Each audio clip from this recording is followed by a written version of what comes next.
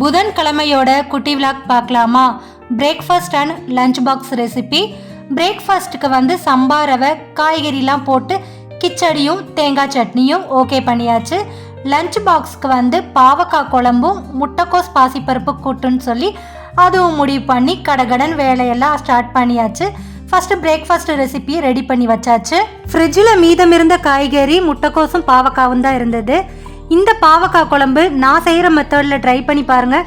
கசப்பே இல்லாமல் நல்ல டேஸ்ட்டாக இருக்கும். அதே மாதிரி முட்டைக்கோஸ் பொரியல் கூட இந்த பாசிப்பருப்பை ஊற வச்சு பொரியலோட சேர்த்துக்கிட்டிங்கன்னா இன்னுமே டேஸ்ட்டாக இருக்கும். கண்டிப்பாக ட்ரை பண்ணி பாருங்கள். பாவக்காயை நல்லா ஸ்லைஸ் பண்ணி கடாயில் எண்ணெய் சேர்த்து வறுத்தெடுத்து தனியாக வச்சுக்கலாம். இன்னொரு கடாயில் நல்லெண்ணெய், வெந்தயம், சோம்பு நல்லா பொரிஞ்சதுக்கப்புறம் பொடிசாக கட் பண்ண சின்ன வெங்காயம், அதுவுமே நல்லா வதங்கினதுக்கப்புறம் தக்காளி நல்லா மசிஞ்சு வெந்ததுக்கப்புறம் நம்ம வறுத்து வச்சுருந்த பாவக்காயும் சேர்த்து நல்லா ஒன்று போல் 2 நிமிஷம் மிக்ஸ் பண்ணிக்கலாம். நல்லா மிக்ஸ் ஆனதுக்கப்புறம் குழம்பு மிளகாய்த்தூள் ஒரு 2 3 டேபிள் ஸ்பூன் அதையும் ஒன்று போல் மிக்ஸ் பண்ணிவிட்டு புளி கரைசல் தண்ணி தேவையான அளவுக்கு தண்ணி சேர்த்து அது ஓரமாக கொதிக்கட்டும். சைட் கேப்பில் வந்து முட்டைக்கோசையும் கட் பண்ணி எடுத்து வச்சுக்கிட்டேன். இப்போ குழம்பு இந்த பக்கம் நல்லா கொதிச்சிட்ருக்கு, அந்த பக்கம் முட்டைக்கோசையும் நான் வதக்கி விட்டுட்டேன்.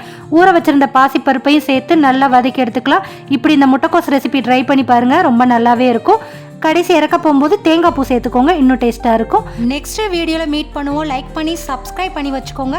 அப்படியே இன்ஸ்டாகிராம் பக்கம் போனீங்கன்னா என்னோட ID name Priya Balan blog தான், அதையுமே மறக்காமல் ஃபாலோ பண்ணிக்கோங்க.